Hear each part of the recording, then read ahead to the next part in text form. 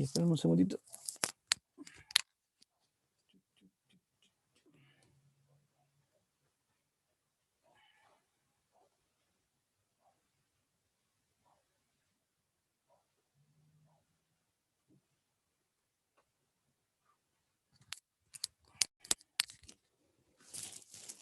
Ya perdí mis lentes. Y los brazos los tengo muy cortos. Y ya no veo bien. Pero bueno. Estamos grabando. Ven bien el PowerPoint. Voy a abrir la ventana del chat para ver quiénes hablan por el chat, también estar al tanto. ¿Dónde está el chat?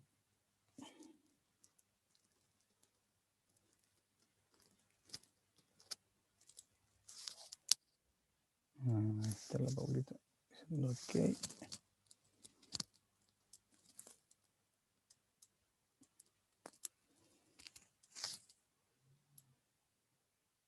Bien.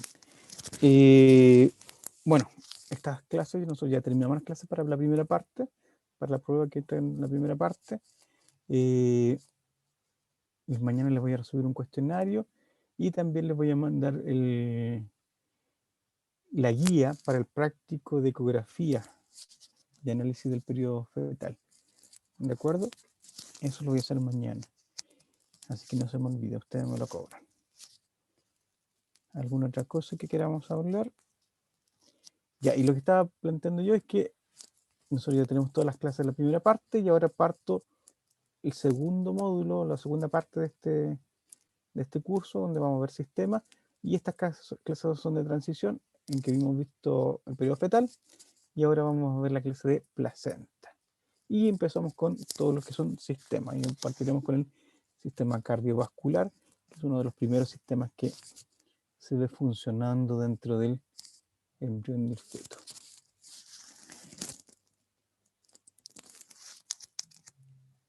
¿Ven esta imagen? Sí, profesor. Ya. Entonces, mi idea del práctico es que ustedes me digan qué edad tiene este feto.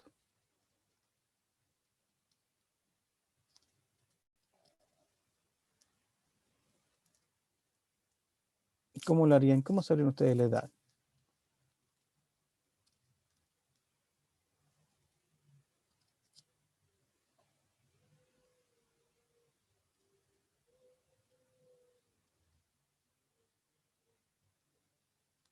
¿Cómo lo sabrían?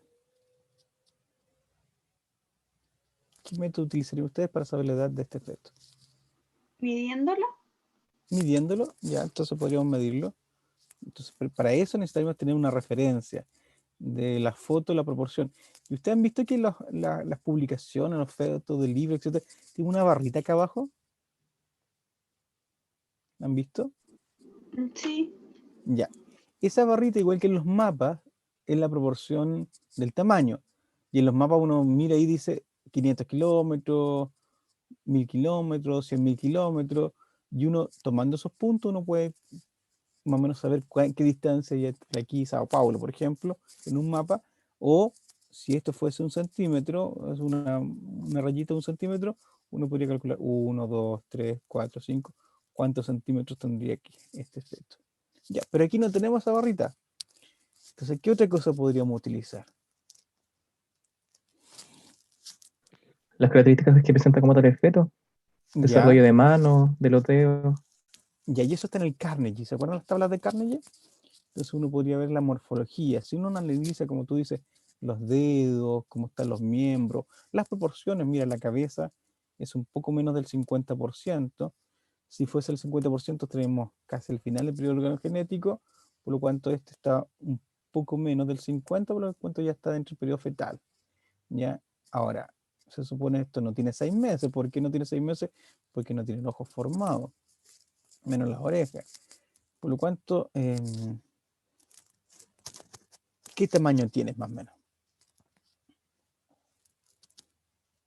6 meses creo que eran 19 centímetros, si mal no lo recuerdo.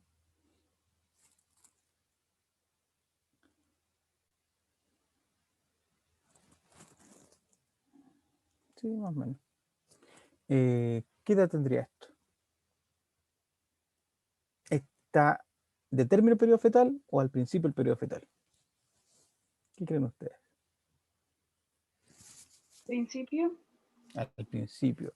Por lo cuanto debería tener unas 9, 10 semanas. Y ustedes ven aquí las costillas recién formándose, transparente la piel, vemos los vasos sanguíneos, los párpados están cerrados, recién se ve aquí esta parte oscura, son las retinas. ¿Mm? Por lo cuanto es un feto de 9 semanas. ¿Qué más vemos? Y como esta clase, eso es para iniciar el feto, vemos su saco amniótico. ¿Qué es esto? ¿Qué es lo que ven aquí?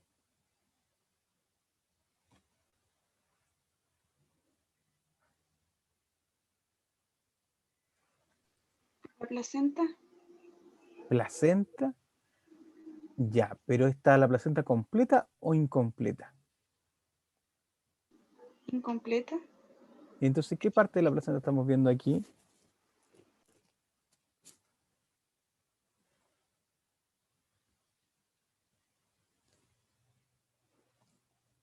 ¿Qué son estas cositas que ven aquí? ¿Qué parecen? Podríamos, si lo hacemos imaginar. ¿Qué parecen? Como vellosidades. Son vellosidades. ¿Y de dónde nacían las vellosidades de la placenta?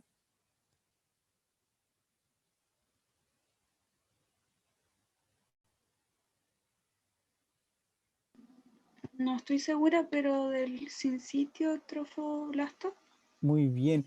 Y eso es tejido embrionario, ¿cierto? Tejido fetal, tejido del niño, ¿cierto?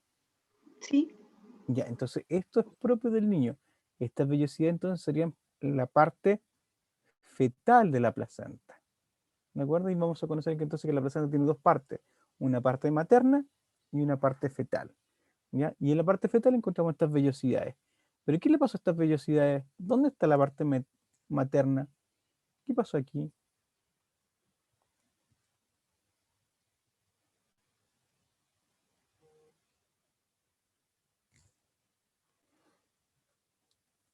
¿Está normal eso o es patológico? A ver, doctores.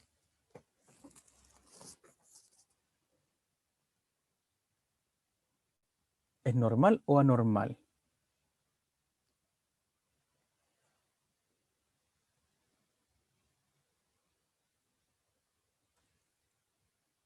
¿Qué le pasó a los médicos?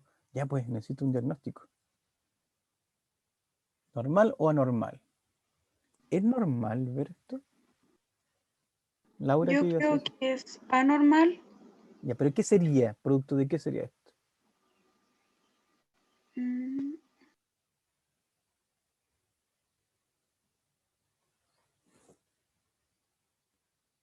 Estas vellosidades, ¿dónde deberían estar? Deberían estar incrustadas a la parte materna de la placenta. Por lo cuanto esto se desprendió. ¿Qué es lo que es esto?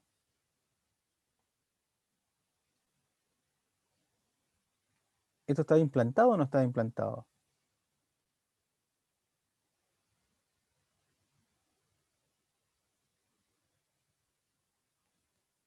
Puede ser un aborto. Esto es parte de un aborto, ¿cierto? Esto es parte de un aborto espontáneo donde hubo desprendimiento de la parte fetal de la placenta. El niño cayó, se desprendió, ¿ya? Y esto es, cuántos meses tenemos aquí?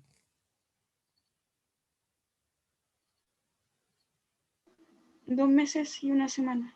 2 meses y una semana.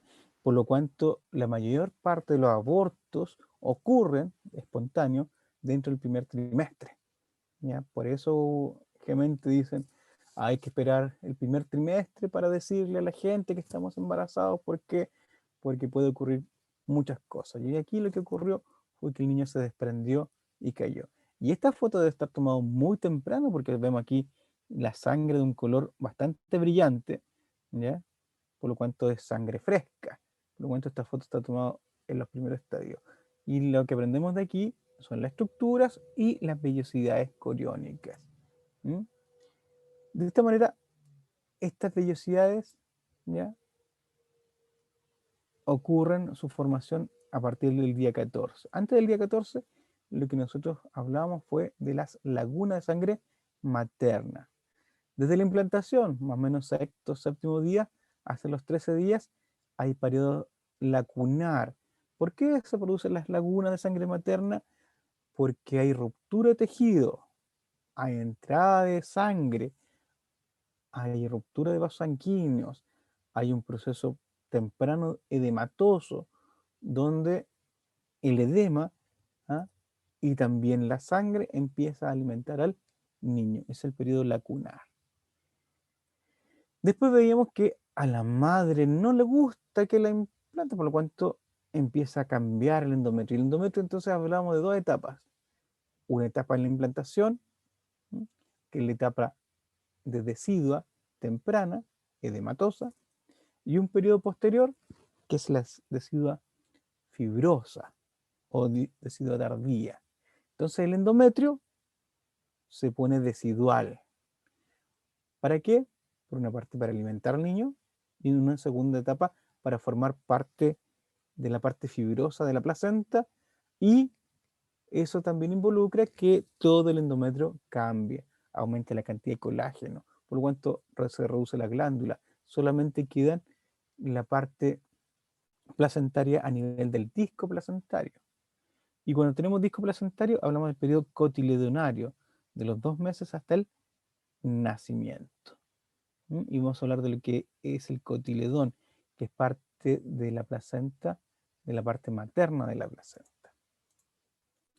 Entonces nosotros hablamos de la invasión, aquí nosotros vemos la implantación, vemos la formación de las lagunas de sangre materna en este esquema, aquí nosotros vemos el inicio de la formación de las vellosidades coriónicas, por lo cuanto cada una de estas sería una laguna de sangre materna, y aquí nosotros podemos ver la diferencia entre el tejido embrionario, el trofoblasto, y el tejido del endometrio decidual.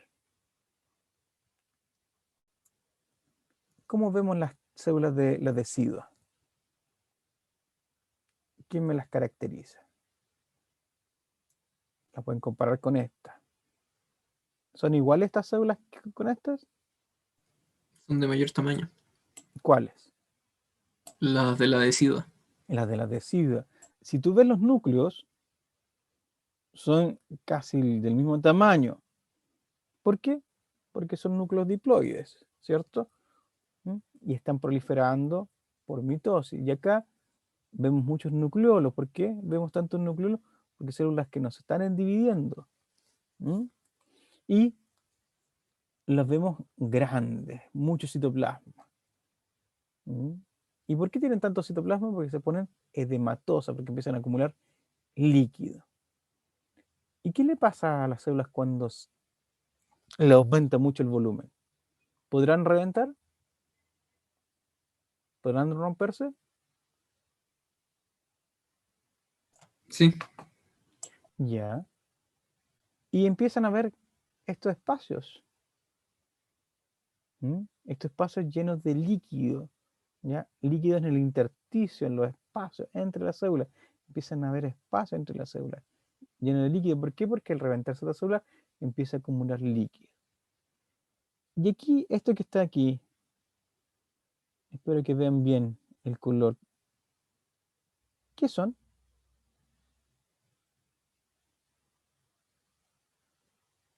¿Qué hay ahí?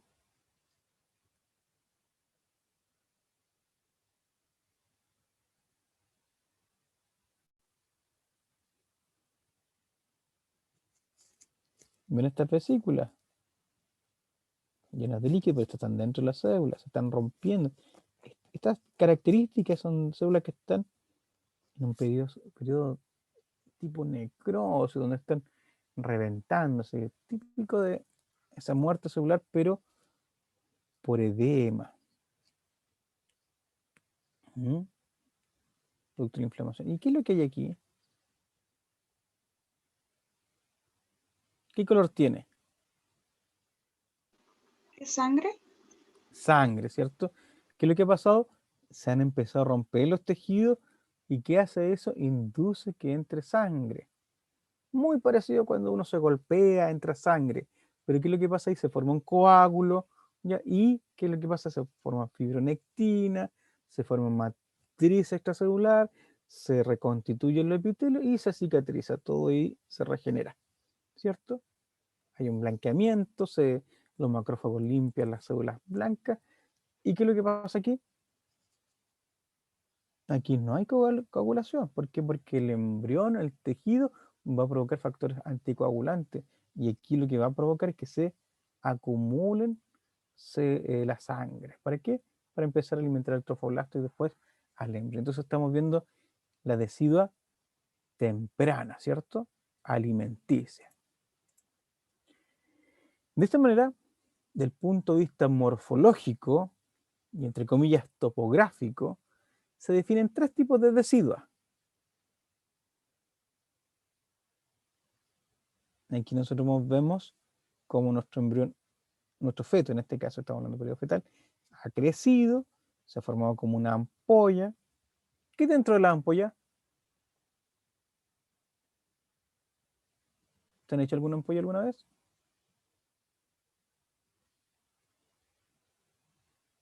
¿Qué hay dentro de una ampolla? Hay líquido, agua. Líquido. ¿Y qué encontramos aquí? Líquido también. ¿Qué líquido vamos a encontrar acá dentro de esto? El líquido amniótico. ¿Ya? Y esto es un esquema que aumenta este volumen de levantamiento es porque el líquido amniótico ha aumentado bastante y se levanta. ¿Qué provoca eso? Que el amnios empiece a empujar las paredes del endometrio. Y lo que nosotros veíamos como el corion, esta gran cantidad de vellosidades en todas direcciones, ¿m? Vellosidades coriónicas que se ven en todas direcciones, y una cavidad coriónica o celoma extraembrionario, eso en una etapa más temprana era para todos lados, ¿cierto? Corion porque era como la corona del sol, ¿ya? Pero aquí empieza a aplastarse estos tejidos. Y la membrana amniótica empieza a empujar a todos los tejidos del endometrio y empiezan a hacerse parte de la pared amniótica las distintas capas. Y el corion que estaba aquí, que ya hablamos que es una decidua ahora, ¿de qué tipo? ¿Temprana o tardía?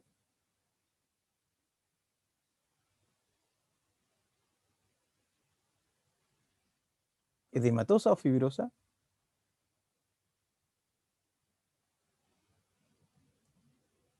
¿Qué tipo de decidua de endometrio tendríamos aquí?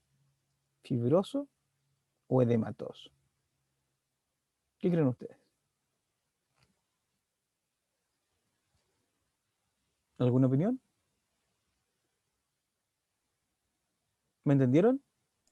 Sería, no, creo que estoy equivocado, pero podría ser fibroso porque no tiene lagunas de sangre. Muy bien, es fibroso. Por lo cuanto, ¿tiene o no tiene colágeno? Debe tener. Debe tener. Entonces, se hace más resistente. ¿Qué es lo que provoca esto? Que el saco amniótico, ahora la membrana amniótica, empiece a sumar todas estas capas y se vuelve más resistente. ¿Para qué? Para contener todo este líquido. Imagínate, acuérdate que todo este líquido va a tener una presión que va a mantener al niño y que no se debe reventar solamente hasta el momento del parto.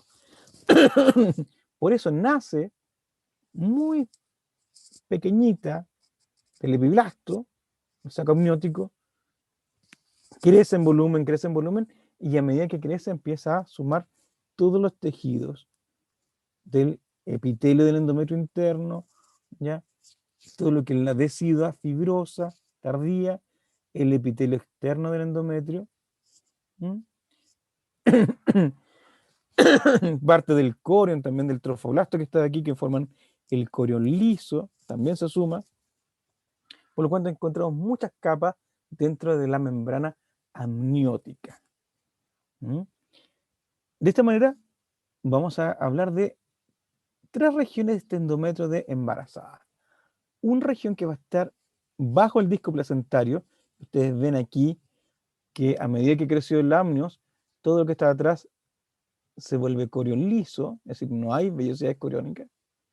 Y solamente queda en la parte ventral del niño, donde está el cordón umbilical, una región rica en vellosidades que forma todo lo que es la placenta fetal y la decidua que forma la placenta, perdón, sí, la parte materna de la placenta, la decidua la vamos a llamar decidua basal. ¿De acuerdo? Entonces esa es la decidua basal. Aquí va a estar la decidua basal. La decidua basal, que es la parte fibrosa y materna de la placenta, de este disco placentario, porque ahora este es un disco placentario. Entonces todo lo que era un corión se ve aplastado en una parte y solamente queda un disco placentario, que es la placenta que nosotros todos conocemos, ese disco placentario. Y está compuesta entonces la parte materna por la decidua basal. Sobre el niño va a quedar también una parte del endometrio y que va a conformar la decidua capsular, parte del saco amniótico, la decidua capsular. Y el endometrio que queda y que no cubre al niño, ni es parte de la placenta, se habla de la decidua parietal. Entonces, ¿cuántas deciduas tenemos? 3 deciduas. Y del corión, vamos a ver que hay 2 corión. El corión liso, que es parte del saco amniótico, y el corión frondoso. ¿Por qué es liso? Porque todas las vellosidades se han ido aplastando por el volumen que tiene el saco amniótico. Y entonces eso correspondería a la parte fetal de la placenta, el corión velloso frondoso. De esa manera se forma la placenta.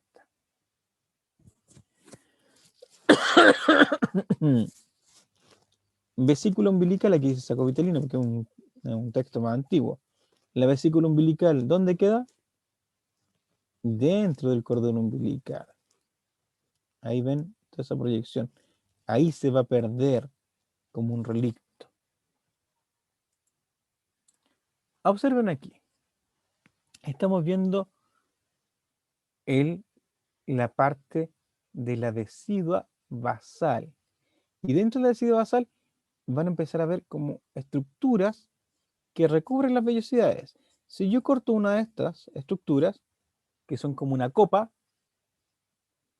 que está llena de sangre, sangre materna, dentro de esa sangre van a estar introducidos como deditos las vellosidades coriónicas, y esta copa que está por fuera es parte de la decidua basal y forma estas copas que se llaman los cotiledones, y cada borde de la copa sería un tabique intervellositario. ¿Por qué? Porque aquí van a haber vellosidades, tabique, otras vellosidades. Por lo cuanto, a diferencia de la primera foto que les mostré, lo que está mostrando aquí no son las vellosidades, sino es la parte materna de la placenta, la decidua basal. ¿Qué es lo que es esto? También es un aborto, pero un aborto más tardío. Este es a las 13 semanas. ¿Y qué es lo que ha provocado? Que aquí lo que se desprendió no fueron solamente las vellosidades, sino fue la placenta también completa, tanto la parte fetal como la parte materna de la placenta. Y aquí vemos el saco amniótico, que en la otra imagen lo veíamos transparente. Aquí no se ve transparente porque pienso yo que esta imagen está fijada. ¿Con qué fijan?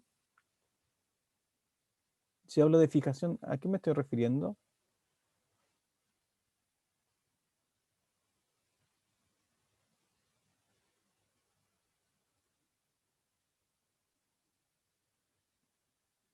¿Me entienden o no? ¿Podría repetirlo? ¿Por qué se ve blanquecino todo esto? Yo dije porque está fijado.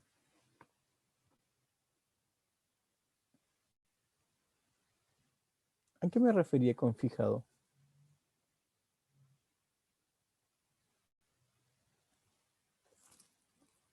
Que se le aplicó una una sustancia para que no se modifique, No se deteriore, no se no se degrade, deteriore. no Mm. se pudre el tejido. ¿Mm? Entonces, para mantenerlo en el tiempo. ¿Cuándo hacemos las fijaciones? En anatomía, ustedes fijan todos los órganos. ¿Mm? ¿Para qué? Para que no se degrade en los tejidos. ¿En qué compuesto ustedes fijan los órganos en anatomía?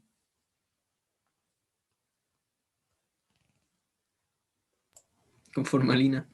Con formalina, ¿cierto? ¿Y qué es lo que hace la formalina? Produce grupos aldehídos entre las moléculas. Supongo que ustedes saben lo que son los grupos aldehídos. No me voy a referir a eso. Entonces, ¿qué es lo que hace? Unen las moléculas. Y al unir las moléculas, lo que hace es que tomen un color blanquecino. ¿Ya? Precipitan, así se denaturan. Rompe su estadio de ser moléculas con una estructura y se aglomeran todas. ¿Mm? Como lo que pasa cuando uno fríe un huevito, la alúmina se denatura y se pone blanca, cambia la estructura de la proteína y se pone refractaria, por lo tanto no pasa la luz. Y aquí también pasa algo parecido, pero esto lo hemos hecho con un químico, ¿cierto? Y por eso es blanquecino. Y a trasluz, aquí lo dibujan como con puntitos para que ustedes vean que esto debería ser el codo de un feto. ¿Mm? Si este es el codo, esto debería ser la cabeza. Por lo cuanto el niño está aquí adentro, del saco amniótico. De esa manera conocemos lo que es la placenta, donde en la placenta vemos la parte materna de la placenta y la parte fetal de la placenta. ¿Sí? Ahí en la parte... ¿Laura? Sí, le quería hacer una pregunta. En el aborto de la última imagen que mostró, ¿es más riesgoso que el anterior al llevarse parte de tejido de la madre? ¿O no?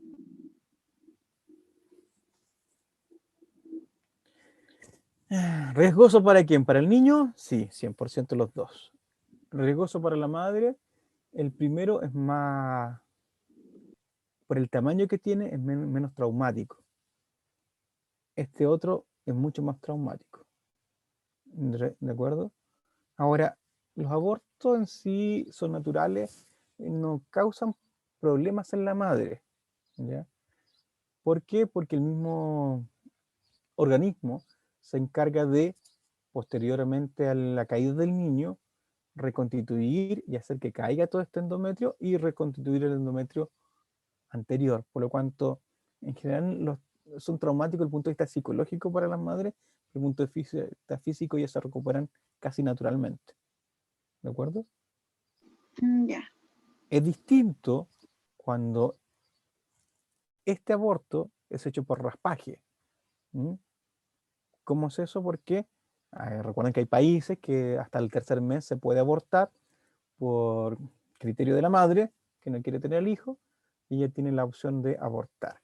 Entonces se hace igual que una cirugía, va, pide hora, le hacen la cirugía, y ¿qué es lo que hacen? Ya meten abren un espéculo, abren la vagina, y hacen un raspaje. ¿Ya?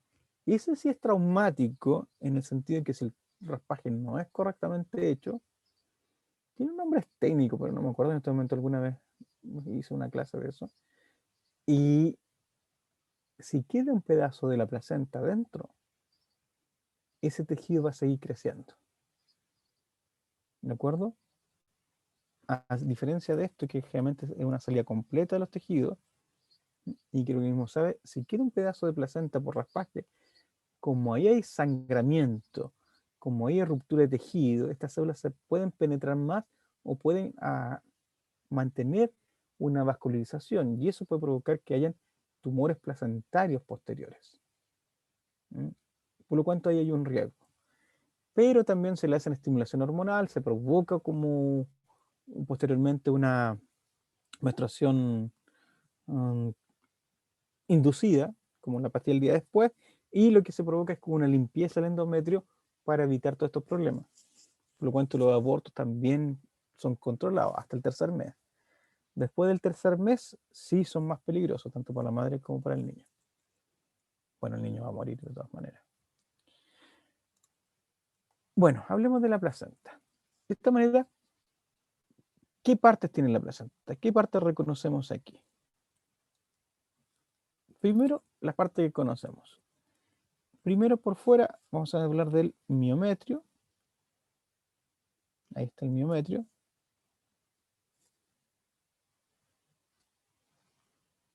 Después del miometrio, ¿qué lo vamos a encontrar? Vamos a encontrar toda esta que es la decidua basal.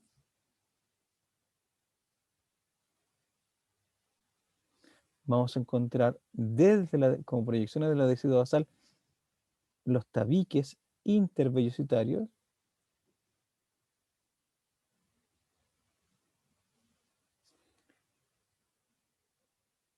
Y por dentro vamos a encontrar la laguna de sangre materna, la sangre placentaria, y dentro de la sangre placentaria, en cada uno de los tabiques, en cada uno de los cotiledones, que va a ser cada una de estas unidades, se le va a llamar cotiledón, se va a ver una vellosidad coriónica. Esta vellosidad coriónica va a tener muchos capilares, va a tener sincitio trofoblasto por fuera, citotrofoblasto, ¿ya? Capilares, y estos capilares se van a unir en lo que son los vasos coriónicos de la placenta, y de los vasos coriónicos se van a fusionar en una vena y dos arterias, que va a llevar toda la sangre a través de la vena, la sangre oxigenada, y las arterias van a traer la sangre desde el niño hacia la placenta. También vemos por fuera, ¿ya?, de esta decidua basal, parte del corión. Entonces este sería el corión frondoso, la vellosidad, y hacia afuera vemos que ya las vellosidades son aplastadas, se forma un tejido compacto, y este tejido compacto se llama el corión liso. Eso vemos en la parte externa. ¿Qué estas serían las capas del saco amniótico? Epitelio interno del saco amniótico, corión liso, decidua. ¿Qué decidua es esta?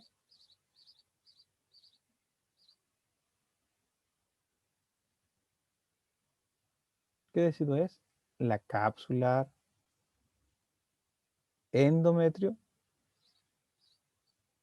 miometrio, perdón, y el epitelio externo del saco amniótico. Aquí ustedes pueden ver una vellosidad de término, donde nosotros podemos ver los distintos vasos sanguíneos capilarizados, ¿no? Vemos un tejido mesenquimático, mesodérmico, vemos un tejido que es un citotrofoblasto, y por fuera vemos sincitotrofoblasto, que puede producir proyecciones como estos nudos sinciciales. Si nosotros vemos cómo es la evolución de las vellosidades coriónicas, podemos hablar que la vellosidad coriónica se ven tres tipos de organizaciones. A los 14 días podemos ver vellosidades primarias, donde vemos que la vellosidad tiene un sincitotrofoblasto por fuera y un citotrofoblasto por dentro. A los 18 días vemos vellosidades secundarias, donde dentro del citotrofoblasto aparece mesénquima, mesodérmico, que va a formar tejido conectivo. ¿Y por qué es conectivo el tejido conectivo?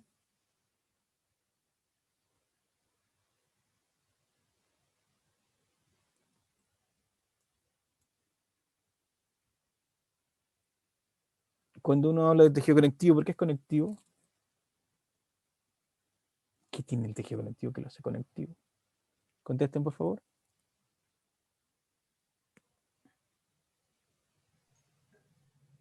Un colágeno, la elastina. ¿Y eso lo hace conectivo?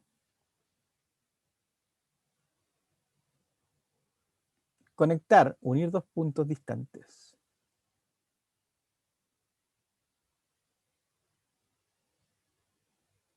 ¿Por qué el tejido conectivo es conectivo?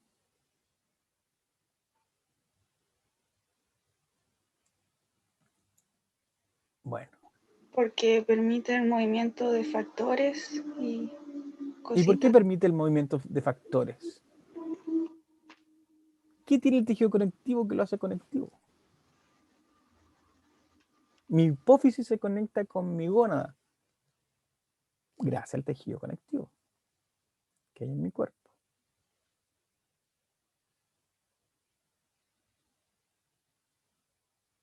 ¿Qué hay en el tejido conectivo?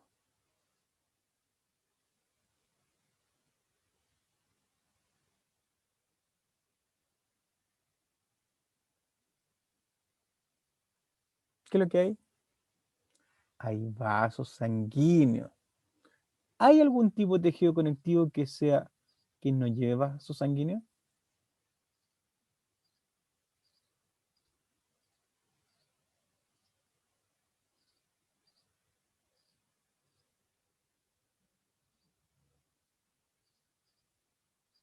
¿Mm?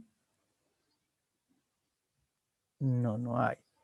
Por lo cuanto, el hecho que aparezca aquí en la vellosidad secundaria este mesénquima mesodérmico, que es tejido conectivo, indica que lo que va a pasar, que en la vellosidad terciaria, el día 21, aparezca dentro de este tejido conectivo los vasos sanguíneos.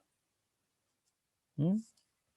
Ahora, el tejido conectivo es conectivo porque es el que alimenta, el que trae la información, y esa información está asociada entre las células fibroelásticas, la matriz celular, como ustedes lo planteaban, las moléculas que difunden, pero también en el adulto, por el hecho que todos los tejidos conectivos llevan los vasos sanguíneos. ¿Y qué significa eso? Que ya tiene una conexión ahora con toda la madre y el niño va a recibir los nutrientes de la madre y él va a empezar a pasar productos, hormonas, desecho y todo a esos vasos sanguíneos. De esta manera, nosotros vamos a formar dentro de la vellosidad coriónica este capilar fetal. Miren, estos son glóbulos rojos. ¿Qué tienen de extraño estos glóbulos rojos? Compárenlo con estos, que son los de la madre. ¿Son iguales?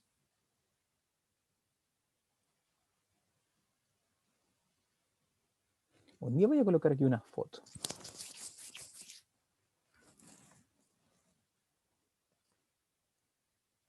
En el feto temprano, en el embrión temprano, ¿cómo es la sangre? ¿Es igual que la del adulto? No, ¿Qué tiene de diferente?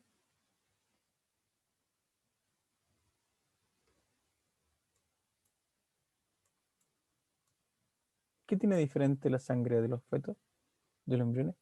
Que es nucleada. ¿Y cómo es su sangre, su eritrocito?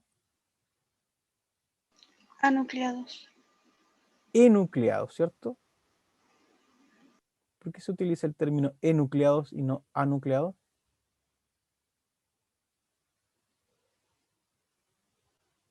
Es una corrección que me hicieron hace mucho tiempo los médicos. No, Porque anucleados, los anatomistas hablan de cuando no ha tenido un núcleo, es sin núcleo. Pero enucleado es un término más operativo, donde hablan que estas células en la médula ósea, en el adulto, tienen núcleo, pero cuando maduran, los eritrocitos se enuclean, expulsan su núcleo. Y así se forma nuestra sangre. ¿De acuerdo? Por eso hablan más de enucleados que de anucleados. Pero lo importante es saber que estas células tuvieron un núcleo, ¿ya? Pero en adultos lo pierden durante su maduración en la médula ósea. Entonces, ¿qué es lo que tenemos aquí? Un epitelio que limita, ¿qué cosa? A la placenta, y un epitelio que delimita al capilar fetal. Todo epitelio, ¿qué característica tienen las células? Que todo epitelio es una barrera. Y esta barrera se llama hematoplacentaria. ¿Y qué característica de una barrera? Que es un filtro. ¿Y qué es lo que van a pasar a través de este filtro? Van a pasar cosas, como por ejemplo, producto de desecho del embrión, dióxido de carbono, agua urea, ácido úrico, bilirrubina, otra sustancia antígenos de eritrocitos, hormonas. Estos antígenos de eritrocitos, lo que nosotros hablamos cuando el niño podía ser RH positivo y la madre RH negativa, donde el sistema inmunitario, inmunoglobulina, podían atacar a los eritrocitos. Pregunta de prueba. ¿Qué inmunoglobulinas son las que atacan los eritrocitos RH positivos de una madre RH negativa?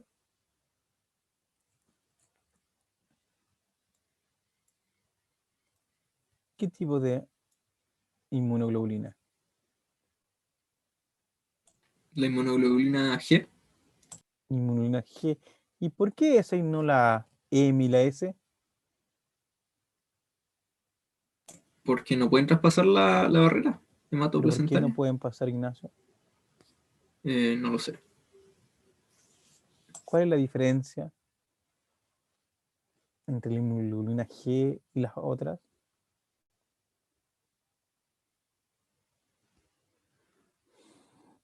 Cuando hablamos de globulina, ¿qué tipo de estructura tienen estas proteínas? ¿Primaria, secundaria, terciaria o cuaternaria?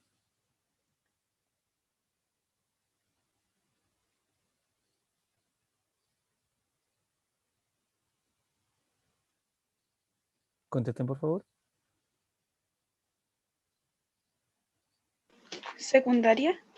¿No? Las globulinas son cuaternarias.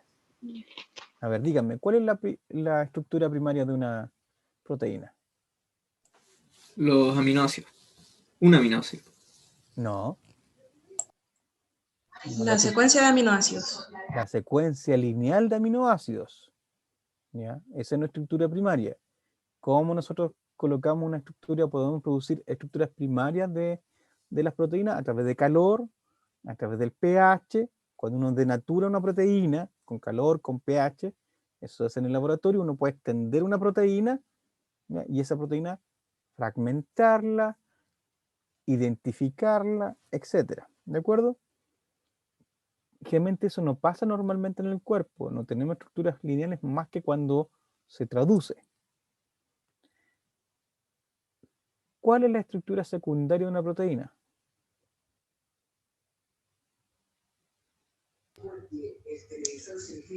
Cuando la estructura lineal se pliega sobre ella, como puentes de disulfuro.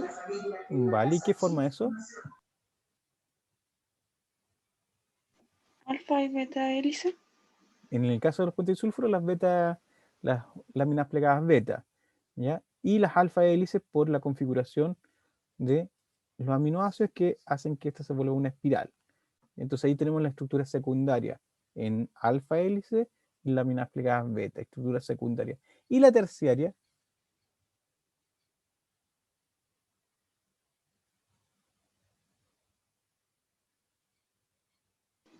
Como la unión de estas hélices entre ellas, ¿o no? cuando se pliega la proteína, ¿ya? Además de tener entonces, cuando uno ve los modelos de proteína, uno ve que ve la proteína, ¿ya? Y ve estos modelos 3D muy famosos, ustedes los busquen, se ve y uno puede girar la proteína, pero ve una sola línea de proteínas totalmente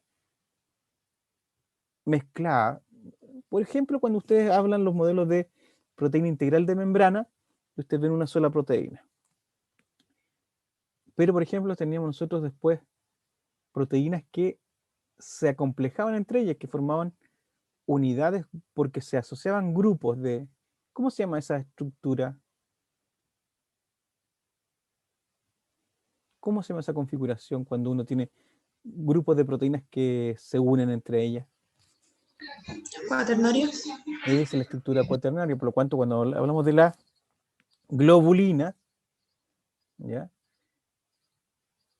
O globinas, estamos hablando de proteínas que tienen esa estructura cuaternaria. La globina más famoso, la globulina más famosa es la hemoglobina, que tiene una estructura cuaternaria y un grupo ferrólico que tiene el fierro al centro.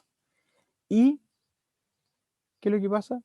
La inmunoglobulina G, inmunoglobulina S y M tienen estructuras cuaternarias. ¿De acuerdo?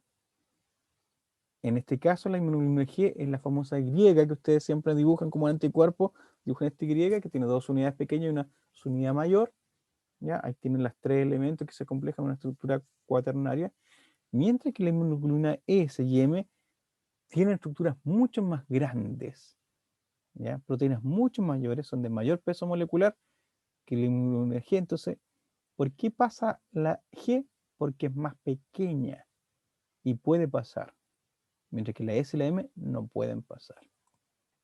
¿Qué otras cosas pasan? Agua, que es pequeñita, los carbohidratos, los aminoácidos, los lípidos, electrolitos, hormonas, vitaminas, hierro y oligoelementos. Son pequeñitos, pasan. Sustancias nocivas, fármacos, drogas, también pasan. El alcohol, pasa. Venenos, monóxido de carbono. ¿Qué pasa si una mujer embarazada se intoxica con monóxido de carbono? ¿Quién sobrevive? ¿El niño o la madre?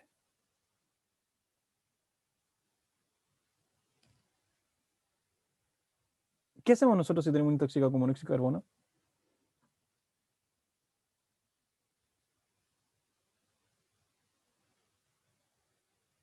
¿Cómo ustedes van a saber si están ustedes intoxicados con monóxido de carbono?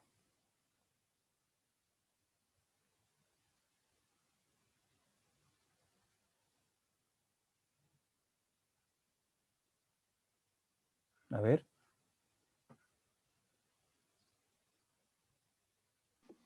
Una acidosis en el cuerpo. en la sangre. ¿Cómo va a hacer ver eso así normalmente? ¿Cómo identifica que ustedes se están intoxicando con monóxido de carbono? Una, por La los síntomas. respiración. ¿Qué pasa con tu respiración? La persona empieza a hiperventilar. ¿Empieza a hiperventilar? La respuesta es no. Mm, Porque antes de eso, ¿qué es lo que pasa? Cuando baja el oxígeno,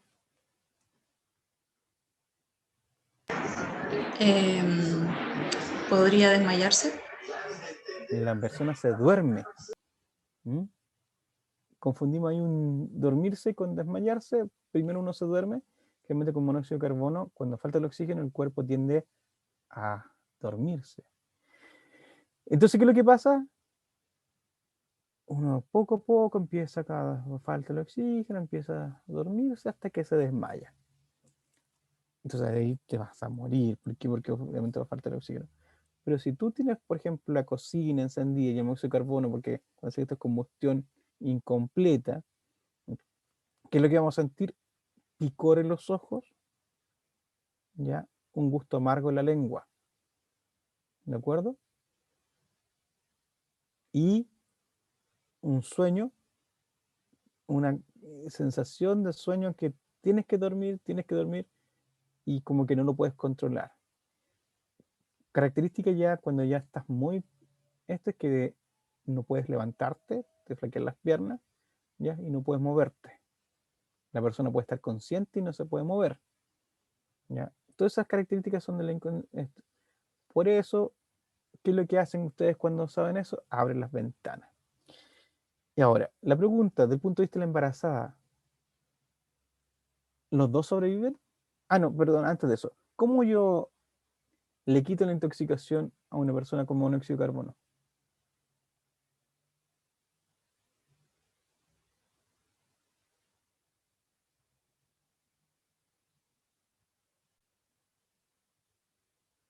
¿Es suficiente con abrir las ventanas? Llegué yo de la urgencia. ¿Cómo se llama? El SAMU. Estas películas, ¿cómo se llaman? De urgencias. O los bomberos. ¿Han visto la serie? Ustedes son ávidos por ver esta serie. Llegamos y encontramos una paciente que está inconsciente. ¿Es suficiente con abrir las ventanas para recuperarla?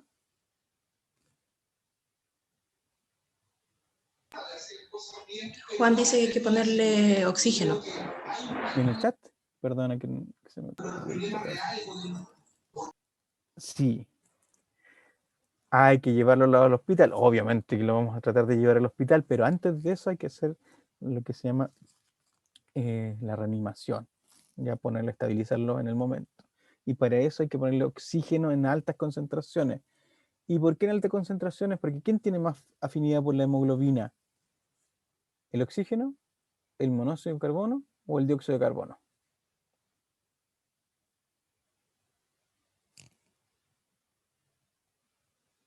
El monóxido de carbono, dice Juan. Si el monóxido tiene, por lo cuanto sacarlo es fácil o es difícil, es muy difícil, por lo cuanto hay que colocar oxígeno en altas concentraciones y con una presión elevada para que penetre, tratar de desplazar al monóxido de carbono. Es por eso que es complicado. Y ya. ¿Y si la mujer embarazada, el niño va a sobrevivir?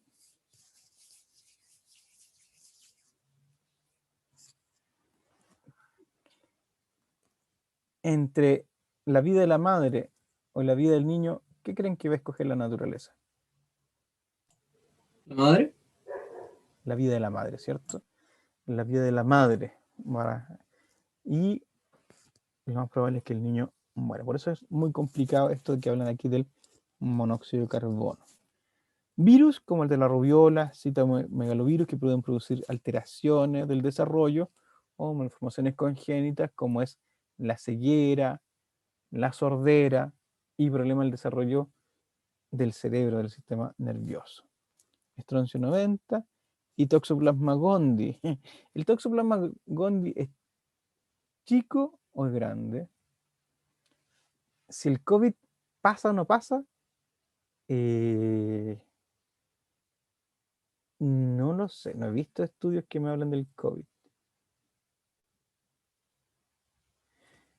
Otros virus sí pasan a través de la placenta. ¿Ya? ¿El virus del SIDA pasa? No, dice nuestro compañero Juan Torres. El virus del SIDA no pasa a la placenta. ¿Y por qué no pasa a la placenta? Porque el virus del SIDA es muy grande, de un tamaño grande. Ahora, ¿el Toxoplasma gondii es más grande que el virus del SIDA? ¿Sí o no?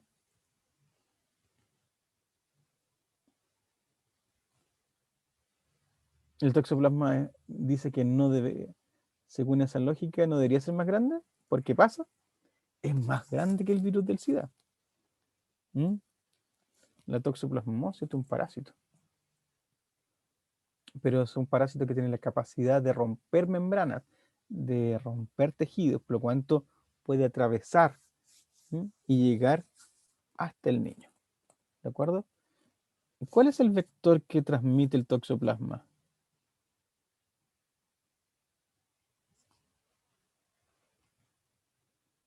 ¿Cuál es el vector que transmite el toxoplasma?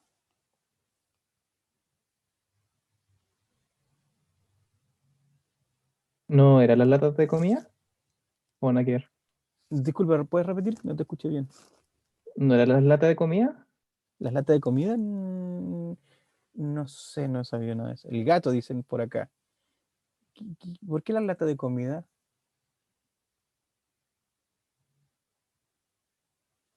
¿Tienen que ver con la comida? Sí, para allá voy. Pero las latas de comida... El gato, dicen por acá. ¿Por qué el gato? ¿Pero es el gato el vector real? Si los gatos son súper limpiecitos. ¿Ustedes han visto limpiarse de un gato? ¿De ustedes alguien tiene gato? Yo tengo gato. Tú tienes gato, ya. ¿Se limpia mucho el gatito? ¿Es muy limpio? Sí, ¿Y cómo se limpia el gatito? con la saliva. Con la saliva. ¿Y qué utiliza para limpiarse con la saliva? La lengua La lengua. y las manos. Y las manos, y se limpia las manos, se limpia la carita, se limpia todo Em, sí, se limpian enteros. entero, ¿cierto? ¿Ya? Inclusive, ¿cuál? ¿Qué parte? ¿La parte anal también se la limpian? Sí, Sí. Entonces, ¿qué es lo que pasa? El gato transmite patologías asociadas a las fecas, como dicen por acá, Juan. ¿Mm? Por eso no deben haber gatos cerca de la embarazada, porque se limpian mucho y las fecas transmiten Sí, porque las fecas generalmente separan bichitos, ¿cierto? Y hay bichitos que transmiten sus larvas y sus elementos entre. Por eso, además de no tener animales cerca, la embarazada, o no convivir con animales, o no tener esas conductas, ya con los animales que las langueteen, etcétera, de protegerse durante el embarazo, cosa que uno tiene que enseñar a la gente, es, por ejemplo, también plantear no comer carne cruda, porque aquí uno se acuerda del experimento de la generación espontánea de Lavoisier, ¿cierto? Donde ponían un pedazo de carne con abierto y otro con una malla, y veían que no era el aire el que traía este germen para producir la generación espontánea. ¿Quién traía ese germen que producía que salieran larvas, gusanos de la carne? ¿Se acuerdan de ese experimento, no?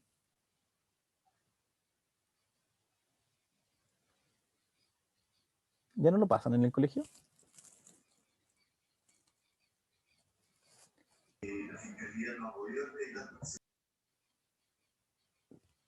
¿Qué lo que eran? Eran las moscas, ¿cierto? Las moscas que separaban en la carne, las que traían sus larvas y pareciera que era generación espontánea.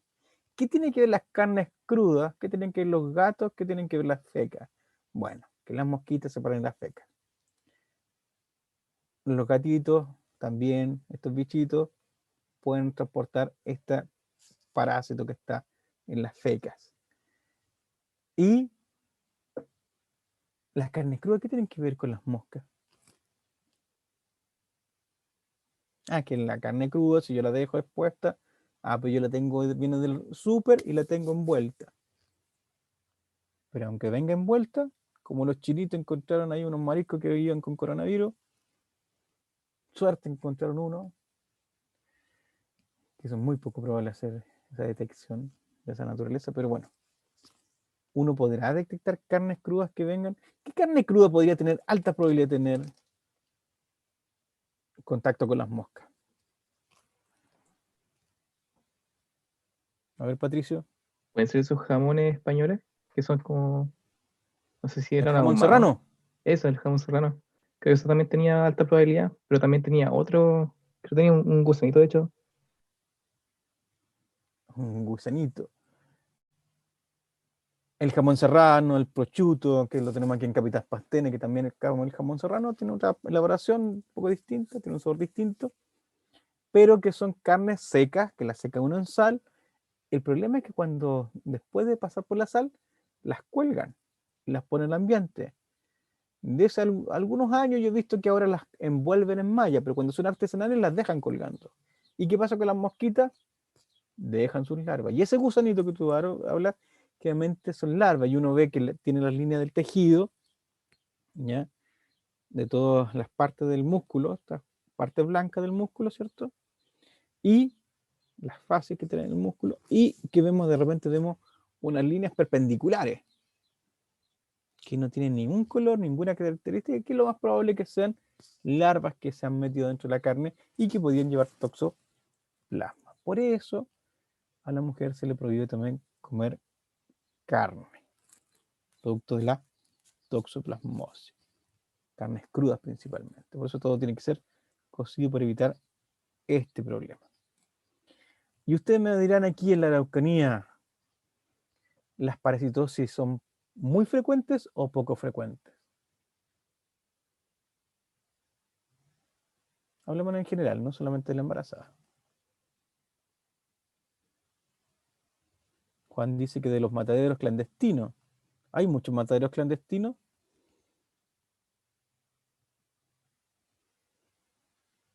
¿Cómo son las parasitosis aquí en la Araucanía? ¿Son altas? En sectores rurales, en sectores rurales no se necesita un matadero para matar un animal, para hacer un asado. ¿Ya? Lo toman, lo carnean. ¿Mm? ¿Y qué es lo que pasa? Si uno no es veterinario o si uno no analiza los interiores, las pruebas son ver intestino, ver riñones, ver hígado. Son los 3 órganos que tocan los veterinarios. Y los cortan, los abren y ven si hay quistes o si hay algún tipo de parásito dentro. ¿ya? De esta manera, al pasar y no ver nada, el mismo frigorífico pasa y te manda esa carne. Pero en el campo no se ve. O si lo ven, pueden hacer la vista gorda y igual cocer esa carne. Por eso si uno come un asado en el campo, que sea bien cocido. ¿Para qué? Para evitar que hayan parásitos. Sustancias que traspasan los anticuerpos de inmunidad G, vitaminas, sustancias no transferibles, bacterias, porque las bacterias tienen una pared celular y no pueden pasar paredes epiteliales. Y la heparina, también porque es una molécula grande, transferrina, inmunoglobulina S y inmunoglobulina M. No pasa. De esta manera, hablamos de la barrera hematoplacentaria. Hablamos de las vellosidades primarias, secundarias, terciarias. Y hablamos de la placenta, que tiene su decidua. En este caso, aquí nosotros vemos la pared del útero, ¿ya? Capa miometrial, deciduo parietal, corion liso. Nosotros vamos a la placenta, 2 miometrios, deciduo basal, corion velloso, tabiques intercotiledonarios. Y entonces esta estructura es el cotiledón. Vasos coriónicos, arterias y venas umbilicales. Aquí nosotros podemos ver distintos tipos de vellosidades. Vellosidad de primer trimestre, donde nosotros vemos como ante el primer trimestre vemos mesénquima, vemos entonces mesénquima, citrofolasto, sin citrofolasto. Vellosidades secundarias, las vemos acá, donde además de el sin citrofolasto y tejido conectivo, vemos los vasos sanguíneos. ¿Cómo eran las células del niño? A diferencia de la madre, eran nucleadas. De esta manera, conocemos la placenta, y de la placenta nosotros vemos esta es la cara materna de la placenta, el cordón umbilical y los vasos coriónicos. ¿Y qué es este tejido que está aquí, grisáceo? ¿Lo reconocen?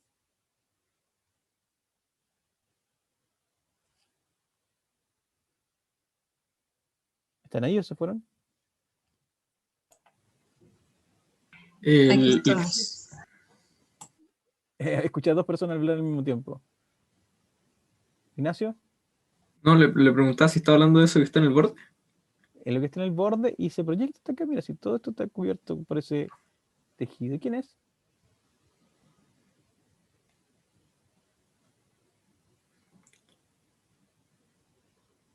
¿Quién es? No, no sé. Es el saco amniótico. Y el epitelio amniótico se proyecta a todo que es esta capa interna. Cubre todo esto, incluso todo el cordón umbilical, el epitelio externo, viene del epitelio producto de este amnios. Cordón umbilical, dos arterias umbilicales y una vena umbilical. ¿Cuál es la diferencia entre una arteria y una vena?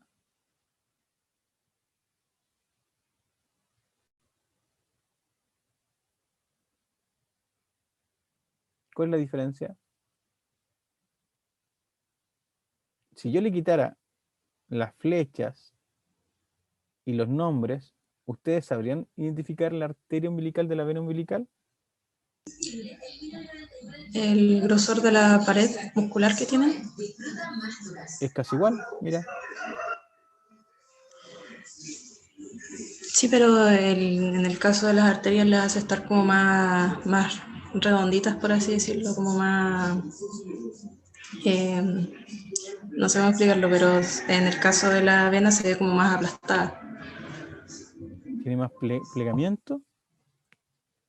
Hay muchos que Sí. me dicen que las arterias son más grandes que las venas. Aquí no es verdad.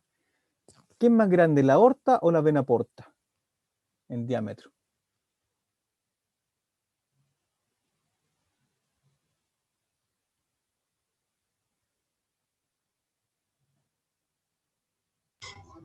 la aorta.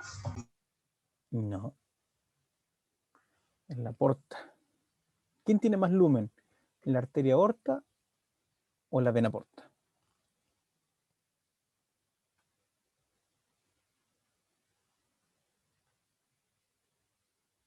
Lumen en el espacio interno.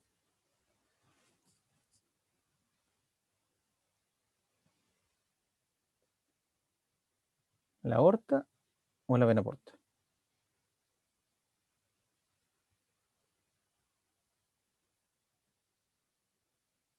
La vena porta. Tiene más lumen que la aorta.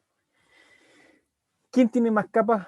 Ahí, en el caso de la aorta y la vena porta, tiene más capas de musculatura la aorta. Y menos. Pero eso no se da aquí. Aquí la cantidad de capas es casi igual entre la arteria y la vena.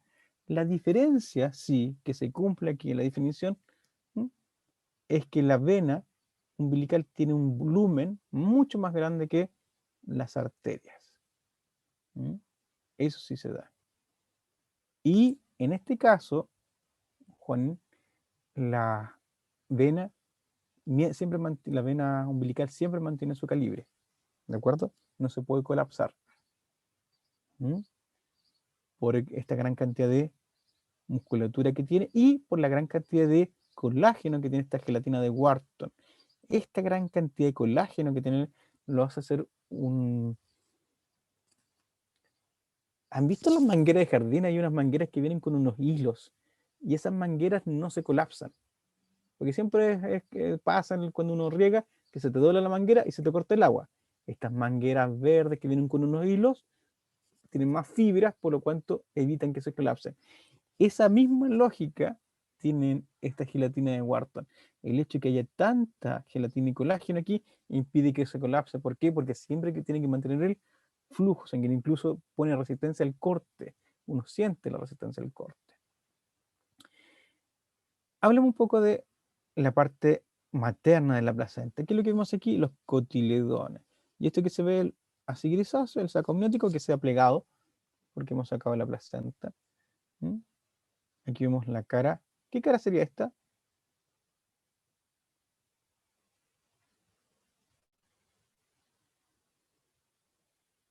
Esta es la cara materna y vemos los cotiledones. Y la otra que se ve grisada, la cara fetal. Vamos a descansar un poquitito. Descansamos unos 10 minutos y continuamos. ¿De acuerdo? De acuerdo.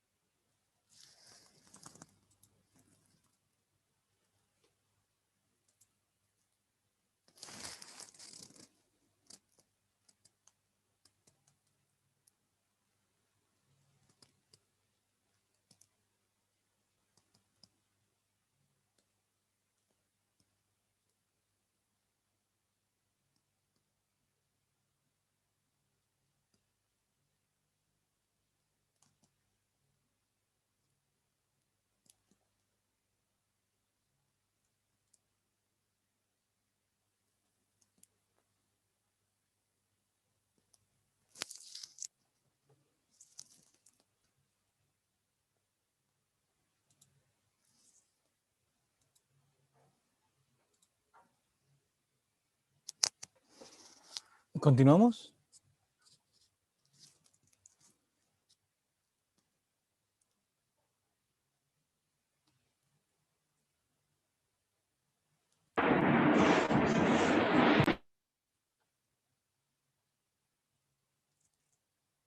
Paula, escuché puro ruido de tu micrófono. Sí, es que hay ruido ambiental. Pero yo creo que continuamos, aunque los demás Ya. no sé si estén.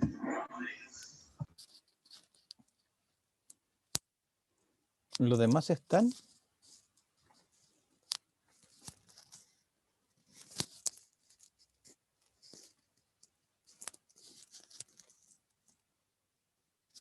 Barba dicen que sí por el chat, así que continuamos. Bueno, estamos hablando de placenta, hablamos del periodo fetal, junto con el desarrollo del niño y del feto se desarrolla esta placenta, un órgano independiente aparte, y hablamos de la ginogénesis, la androgénesis, de las molas, del embarazo molar, donde solamente hay placenta, y la placenta también puede tener algunos tipos de patología asociada. Y aquí vamos a hablar de 3, ¿ya? Además del caso normal de la placenta, cuya penetración es una penetración profunda. Tenemos otros animales como los ratones, que es una penetración hasta la estroma intermedia, y las vacas, por ejemplo, tienen una penetración que es superficial. ¿Profe? Por eso, ¿sí? Disculpe que lo interrumpa, pero la presentación se ve más o menos. Se ve como 2 bloques negros a cada lado de la pantalla. Ya, gracias por avisarme. Creo que hay una pantalla aquí que está estorbando. ¿Ahora? Sí, ahora está mejor. ¿Está ocupando el mismo PPT de feto de 9 semanas? Sí. Ya, porque esa es la diapositiva que estamos viendo ahora. No, estoy mostrando la Abrupto Placentae. Entonces hay un problema.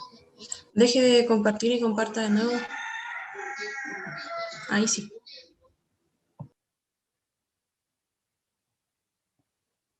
Ya, gracias por avisar, porque lo que yo veo a veces no es lo que ustedes ven. ¿De acuerdo? Y el Zoom a veces me juega algunas malas pasadas, porque lo que ustedes ven es distinto a lo que yo veo. Estamos viendo entonces la imagen de las patologías placentarias. ¿Sí? Sí, ahora sí. Ya. Sin manchas, sin nada, sin la pantalla dividida. Perfecto. Ya, entonces lo que estaba comentando es que vamos a ver patología. Y que las placentas tienen distinta penetración, y la nuestra es una implantación profunda. No llega hasta el miometrio, no llega a esto, porque si llegase hasta el miometrio, tendríamos una patología llamada la placenta creta, que involucra la invasión del miometrio, lo cual nosotros veríamos un parto, ¿no? En el cual tendríamos un nacimiento, y en el alumbramiento no ocurría en los tiempos dados, ¿ya? Las placentas a creta es muy difícil de ver con una ecografía, ¿de acuerdo? Pero en el momento del parto uno podría ver que esta no, entonces esta hay que sacarla por raspaje.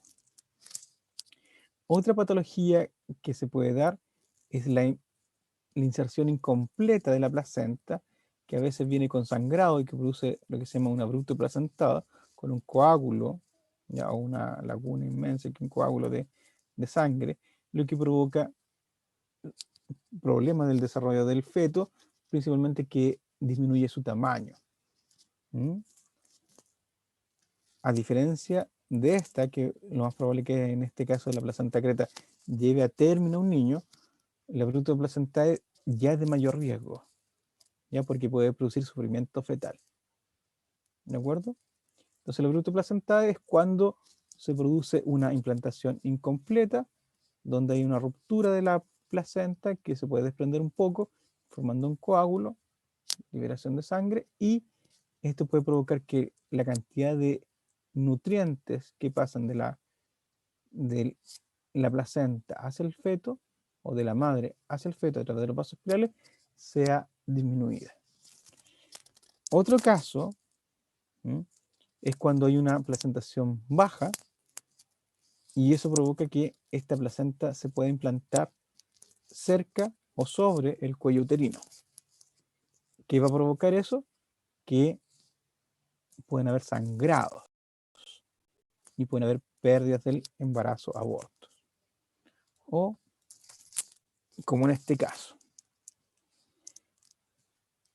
¿ven la vagina?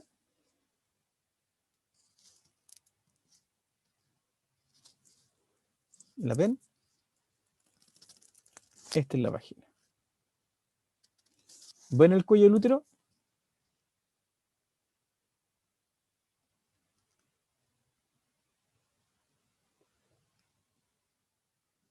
¿Me contestan, por favor? ¿Me escuchan? Sí, ¿Ya ven el cuello del útero? ¿Y qué es lo que vemos sí. aquí en este corte? ¿Cómo se llama esto? ¿Qué procedimiento se hizo para obtener esto?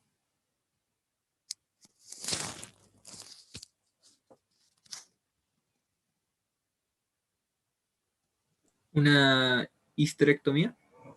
La histerectomía. ¿Por qué hacemos una histerectomía? ¿Por qué? Porque nosotros vemos que hay un riesgo. ¿Qué nos da ese riesgo? Primero, que tenemos una placenta previa, placentación baja, donde si uno ve el cuello del útero, ha sido totalmente absorbido por el tejido placentario que vemos en la placenta, y por lo cual el cuello del útero normal no se aprecia, sino se aprecia totalmente deformado, lo que va a provocar que esto ya sea un útero alterado. ¿Qué otra cosa nosotros podemos ver aquí? Este color oscuro. ¿Ven ese color oscuro? ¿Ven estas células pigmentarias que se ven aquí? ¿Las ven? Sí, ¿Sí o no? Eso para ustedes.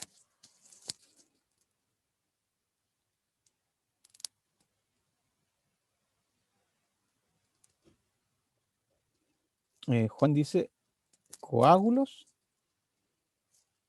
El coágulo se ve como, dependiendo del tipo de coágulo, por un coágulo viejo y seco, con sangre vieja, se ve café oscuro. Si es un coágulo fresco y que recibe nutrientes, se ve de un color rojo brillante.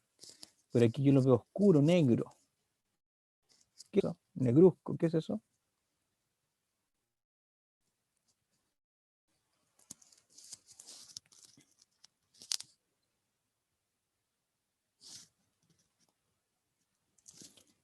Lo que están viendo ahí son procesos necróticos, ¿ya? Y si yo hiciera la biopsia de estas células y esta célula de este color oscuro se diera porque hay muchas células picnóticas en grandes cantidades aquí, podría estar en presencia de un tumor placentario. ¿Mm? Por lo cuanto, ¿qué es lo que ha pasado con esto? Aquí esta placenta previa está produciendo alteraciones completas del útero, por lo cuanto la evidencia o lo mejor que se puede hacer es hacer la histerectomía. Ahora aquí es más probable que haya nacido el niño y después hayan hecho esta histerectomía, ¿de acuerdo? Porque esto es un útero que ya no está funcional.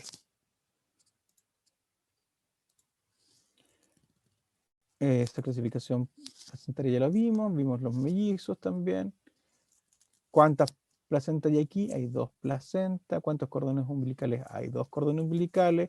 ¿Cuántos amnios hay aquí? Se nota que aquí hay un tabique. ¿Por qué? Porque hay una pared de un saco amniótico, de 2 sacos amnióticos. ¿Cómo es la clasificación de esta placentación? Dicoriónica diamniótica. ¿Cuántas placentas hay aquí? 4.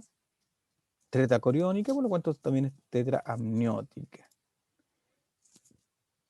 ¿Cómo clasifican esto ustedes? A ver, hagan el ejercicio.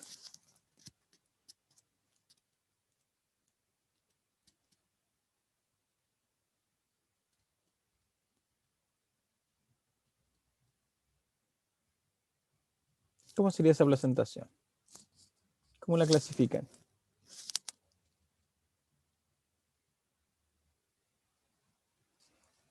Bárbara, ¿m? Paula, Juan, Gabriel. ¿Alguien con alguna idea? Le voy a dar una pista. Ahí. ¿Cómo la clasifican? Monocoriónica. ¿Hay una sola placenta? O sea, por lo que vi, creo que sí. Hay una placenta. ¿Vemos algún tabique que nos indique que hay división entre dos placentas? No. No. Entonces sería también monoamniótica ¿Por qué monoamniótica? por el tabique. Porque no hay Que tabique, no hay. ¿cierto? Por lo No hay cuanto tabique. aquí no hay tabique. El no haber tabique, vemos que solamente hay un solo espacio para el amnios. Por lo cuanto también sería monoamniótica. Monocoriónica, monoamniótica. ¿Y cómo sería esto? ¿Producto de mellizos o de gemelos?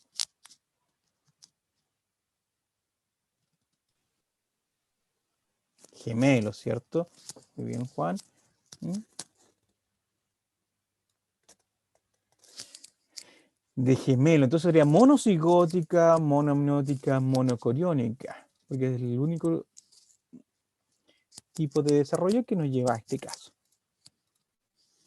Placenta sucentutaria es una placenta sanguinolenta, mal formada. Ya ustedes ven cómo hay una retracción, proyección del cordón umbilical, ¿m? Y incluso fragmentada la placenta. Incluso aquí son dos, la proyección de dos niños, ¿no? Dos placentas.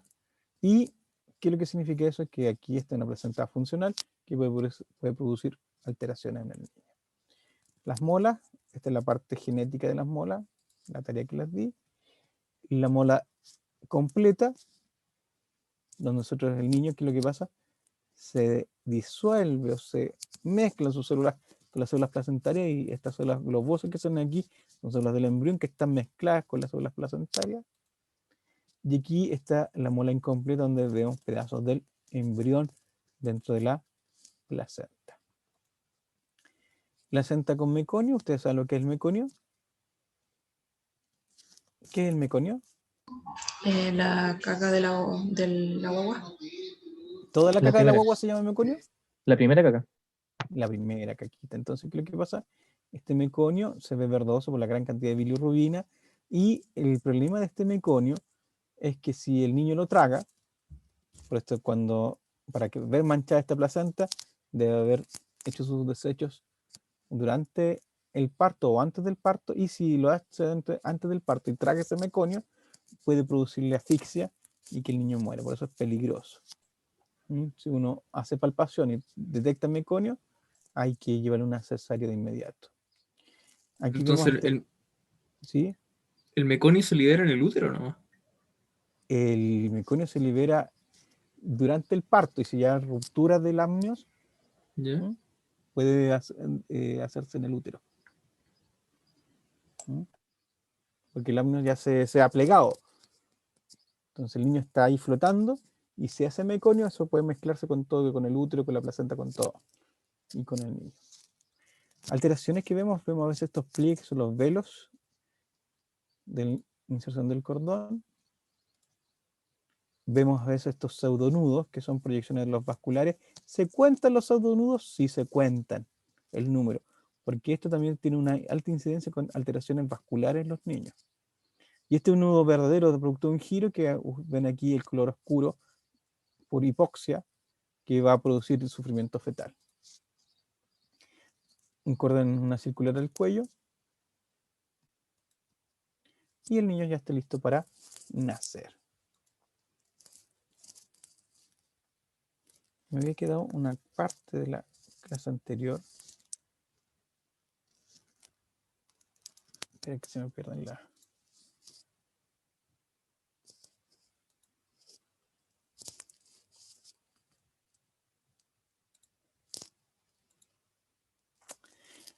De esta manera ya hemos hablado del desarrollo fetal y placentario, y nosotros podemos valorar el desarrollo del embarazo. ¿Cómo lo podemos desarrollar? Lo podemos ver a través de ultrasonografía o ecografía. Vamos a valorar el desarrollo fetal por tomografías computarizadas. Y si tenemos algún tipo de alteraciones, indicadores que nos indiquen malformaciones congénitas, algún tipo de problema del desarrollo del niño, podemos hacer muestras de vellosidades coriónicas, cultivos celulares del líquido amniótico, que lo tenemos por una amniocentesis. ¿Cómo se hace la amniocentesis? Se hace una punción y se saca líquido amniótico. ¿Qué células van a estar dentro del líquido amniótico? ¿De la madre o del niño?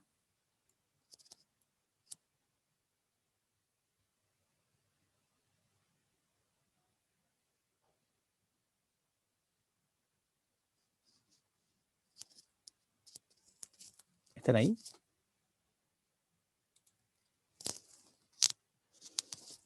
Del líquido amniótico, ¿qué células podemos sacar? ¿Del niño o de la madre?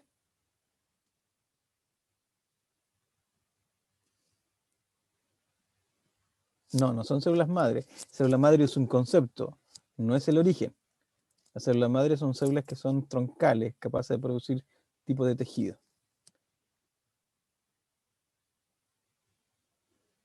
Yo hablo del origen, el origen de la célula del líquido amniótico por la amniocentesis Del niño, del hijo. del niño. Entonces yo las puedo cultivar.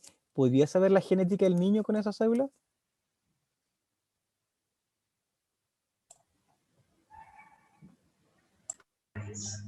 Sí, ¿Podría confirmar, por ejemplo, un síndrome de Down? Sí. Sí, por lo cuanto, de esa manera nosotros podemos hacer análisis celulares, moleculares, que nos pueden valorar el desarrollo del feto.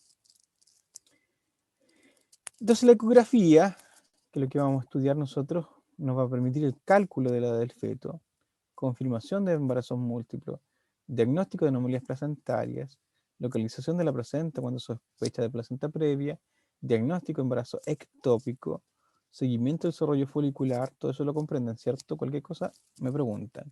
Complementaria a los procedimientos clínicos como la amniocentesis, biopsia, vellosidades coriónicas, transfusiones, detección de malformaciones congénitas del feto, detección de anomalías uterinas, maternas, como por ejemplo útero bicórneo, útero septado, detección del oligopolidramnio, es decir, si hay poco o mucho líquido amniótico, confirmación de la muerte del niño o confirmación de la posición del feto.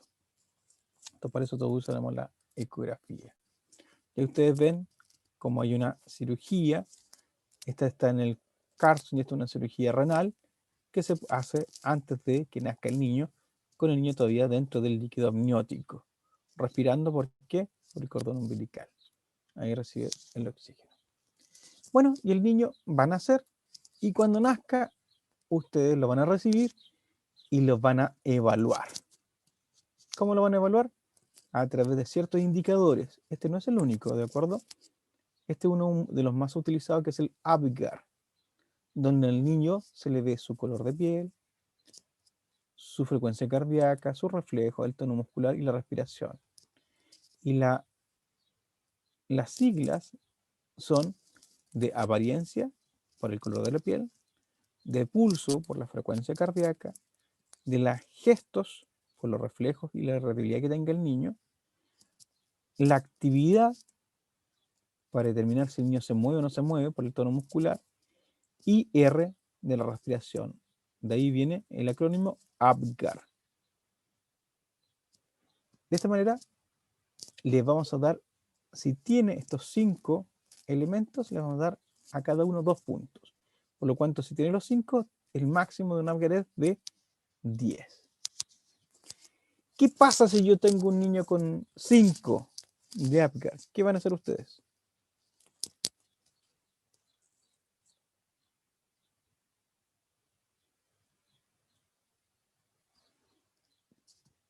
¿Qué van a hacer con el niño?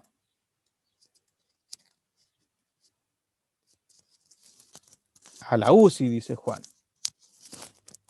Van a tener que tener, y existe una neonatología, y dentro de la neonatología tenemos una UCI neonatal donde, o UTI, dependiendo del país, uno habla de UCI, cuidado intensivo, o UTI, uno tiene tratamiento intensivo, ¿ya? Algunos conceptos son distintos, uno lo hace en la enfermedad, el otro lo hacen los médicos. ¿Mm? ¿Y qué es lo que tenemos ahí? Una decisión de que el niño no se va con la madre, sino que se va a otro lugar a ser observado.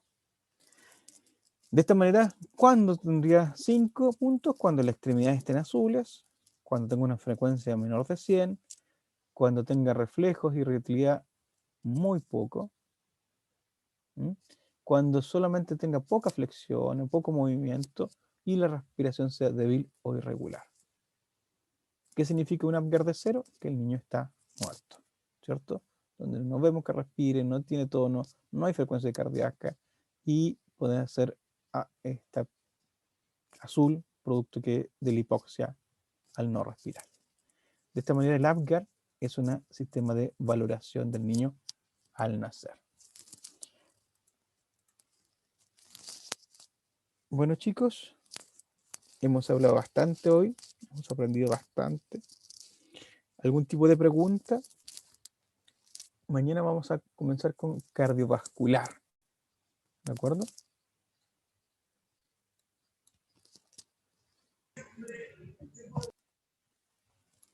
¿Preguntas? No, profe.